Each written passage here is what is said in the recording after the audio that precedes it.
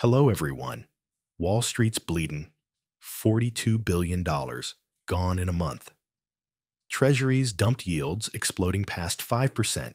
And while Washington scrambles to save face, China just pulled off a $5.3 billion IPO without a single U.S. investor. Now Bessin's demanding a currency deal that could blow up global trade and crush the dollar on purpose. If this gamble fails, it won't just tank your portfolio, it could end America's control of the financial world. And it's already happening. You need to see what happens next. In 1985, Japan agreed to strengthen its currency at U.S. insistence. Within 24 months, the yen appreciated by over 50% and Japanese exports collapsed. Cars electronics suddenly too expensive to sell. Export growth nosedived from 15% to 1.4%. That agreement, the Plaza Accord, wasn't a policy. It was an economic wrecking ball. And now in 2025, Washington is quietly preparing a repeat performance. But this time, it's targeting the entire global export engine, starting with South Korea, Japan, and China. At a recent finance summit in Saudi Arabia, Trump's economic advisor Scott Bessent laid it out. To rebalance the American economy, Washington is pursuing currency realignment, not through markets, but through policy pressure. The U.S. dollar already down over 3.2% this quarter, according to Bloomberg FX index data, is being weakened by design. In parallel, the Japanese yen and Korean won surged over 2% in just days following backdoor negotiations. But this isn't just about exchange rates. It's a strategic shift that could crush global exporters and trigger a wave of bond market instability. And the mechanism Bessent is proposing, it's not tariffs. It's something much more volatile. Bessent's playbook is blunt. Weaken the dollar, force foreign currencies up, and watch U.S. manufacturing claw its way back through artificial pricing power. But the data presents a contradiction. According to IMF modeling reviewed by the Wall Street Journal, the U.S. is projected to lose 0.9% in GDP from current trade escalations, 50% more than China's estimated 0.6% decline. Labor costs in the U.S. remain 2 to 3 times higher than in developing economies, making organic competitiveness a long shot without intervention. So the U.S. is now pressuring allies to tilt the field through currency revaluation. It's not subtle. Bloomberg reports South Korea has already entered private discussions with Washington about exchange rate realignment. Meanwhile, Japan's still scarred from the aftermath of the Plaza Accord is resisting. Their central bank has refused rate hikes, fearing another export collapse. But here's the danger. If Bessent secures these deals, Asian exporters could lose pricing leverage, just as U.S. manufacturing scales up with subsidies and reshoring incentives. The goal? To neutralize foreign price advantage, not by making U.S. goods better, but by making everyone else's more expensive. Toyota has already pledged $14 billion for a battery plant in North Carolina, but still plans to build over 3 million vehicles domestically in Japan. Why? Because the U.S. accounts for just 25% of its sales. That calculus changes dramatically if the yen strengthens 15% over 2 years, as it did post-Plaza. Export margins vanish.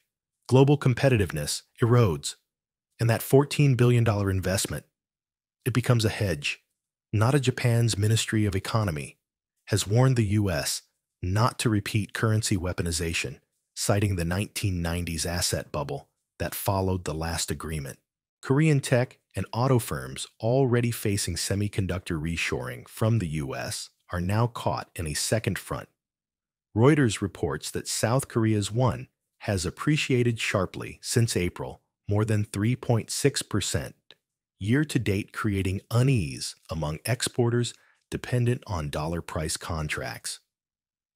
Tokyo and Seoul are now demanding exemptions from U.S. tariffs in exchange for any currency adjustments. But Washington, under Bassan's advisement, appears unmoved. The message is clear: revalue your currency, or watch U.S. subsidies eat your global market share. But as negotiations stall, a different kind of pressure is mounting from the bond markets. Let's hit pause, because this isn't a trade war anymore. It's a currency war with collateral damage. On May 14th, the U.S. 10-year Treasury yield broke 4.5%, a critical level, not breached during the last tariff standoff. The 30-year is closing in on 5%. This isn't noise. It's distress. Bloomberg's bond market tracker now shows the widest spread between U.S. sovereign yields and German Bunds since 2011. That divergence is directly tied to investor fears that Bassan's engineered dollar decline will trigger capital outflows from dollar-denominated assets. And it's already happening. UBS reports that private wealth clients in Asia have shifted over 14% of their portfolios away from U.S. bonds into gold and Chinese assets. The logic is simple. A weaker dollar devalues bond returns for foreign investors. If the dollar falls 6% in a year, a 5% yield isn't profit, it's a loss. Exporters sitting on $2.5 trillion in trade surplus from Taiwan to Thailand are reassessing U.S. assets in real time. And as they convert earnings to stronger local currencies, the demand for dollar bonds shrinks.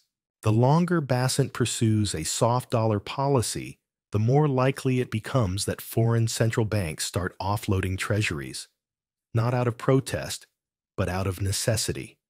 But we haven't hit the most dangerous part yet. That's coming next.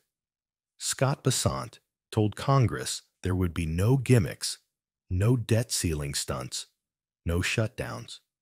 The United States will never default, he said. Technically, that may be true. But the bond market is signaling something else, a default through devaluation.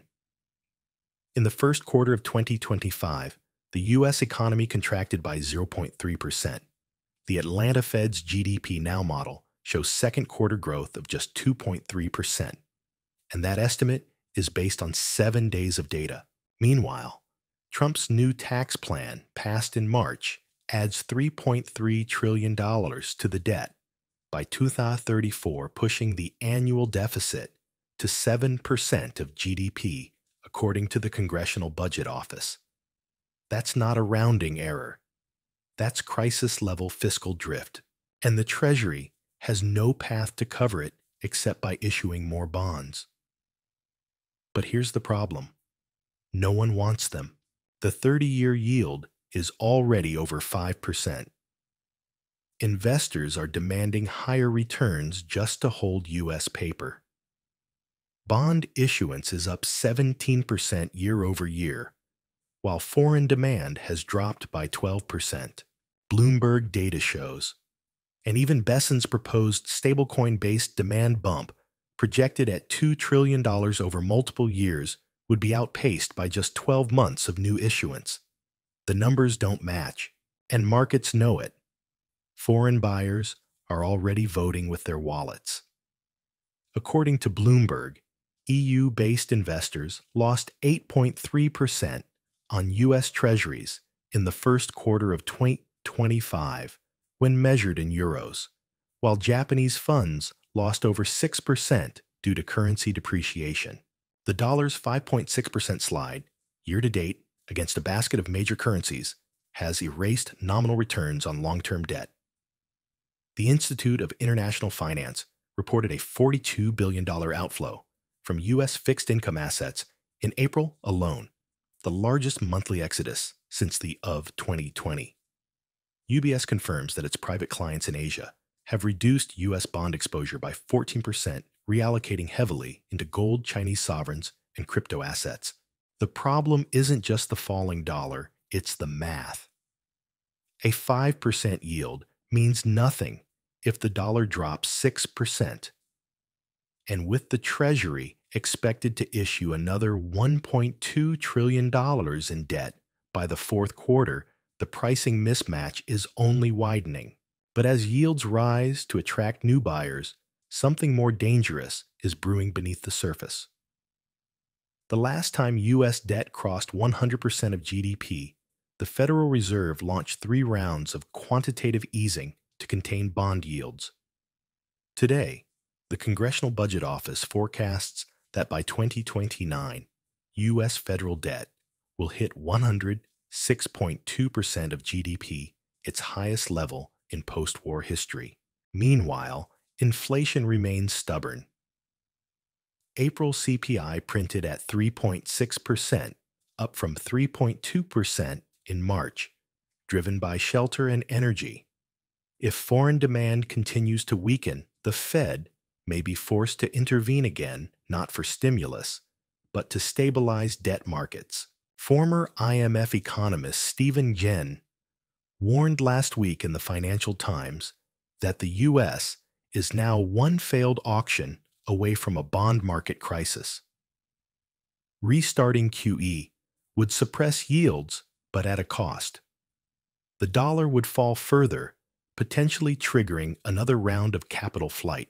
And if the Fed starts absorbing debt at scale, real returns for savers could vanish. The choice is binary: protect the bond market or defend the currency. Doing both may no longer be feasible. As Washington tries to prop up its debt, China is orchestrating its next financial triumph without U.S. capital. The electric vehicle giant KTL just raised its IPO target from $4 billion to $5.3 billion, according to the South China Morning Post, making it the largest offering of 2025 and nearly equal to the combined value of all U.S.-based IPOs this year. U.S. investors are locked out due to blacklisting and tightened SEC rules. Yet the IPO attracted heavyweight backers, including Sinopec and the Kuwait Investment Authority. KTL controls 38% of global EV battery production, with BYD adding another 14%. Combined, China supplies over half the world's EV batteries, despite new U.S. tariffs exceeding 100%. Reuters reports that global EV makers now face average input cost inflation of 35–40% on batteries if they bypass Chinese suppliers. China is ring-fencing capital and supply chains, simultaneously enabling firms like CATL to bypass Western markets entirely. Beijing no longer needs Wall Street to scale its champions, and the capital inflow confirms it. Global equities have surged 11% year-to-date, led by Asia, while the S&P 500 remains flat despite earnings beats from Apple and Microsoft. Morgan Stanley analysts noted last week that U.S. markets are no longer setting the tempo, they're reacting to it. In 2024, U.S. firms accounted for 54% of global IPO proceeds. So far, in 2025, that figure is just 18%, with Hong Kong and Singapore absorbing the majority. The World Bank reports that capital formation in China rose 6.9% in Q1 compared to just 1.4% in the U.S. Meanwhile, the dollar's decline has caused U.S.-based funds to underperform globally for the 4th straight month, according to BlackRock's International ETF tracker. And the exit is quiet but clear. Foreign central banks have reduced their holdings of U.S. securities by $327 billion since January, per Treasury TIC data. As the yuan rises and the dollar weakens, investors aren't just shifting capital, they're shifting allegiance. And that pivot may prove irreversible if Washington doesn't stabilize its macroeconomic trajectory soon. If Besson succeeds in forcing a global currency reset, it could give U.S. exporters breathing room, but it may also destroy the very foundation of American financial leadership. Foreign investors are already pulling out. The dollar's status as the world's reserve currency is being tested by capital markets not diplomats. And while Wall Street stalls, China's financial centers are accelerating, drawing in capital listing giants and funding the next wave of global tech. So here's the real question. If the U.S. has to choose between defending its debt and defending its dollar, what does it sacrifice first? And what if both are already slipping away? Rome didn't collapse when it lost its army. It collapsed when it lost the trust of its bankers. Let me know in the comments. Would you trust your money to the Fed's next round of QE, or are you already looking abroad? We're glad you're enjoying this video. Please like and subscribe. Check out another video that is now on your screen. Goodbye, and see you again in the next programs.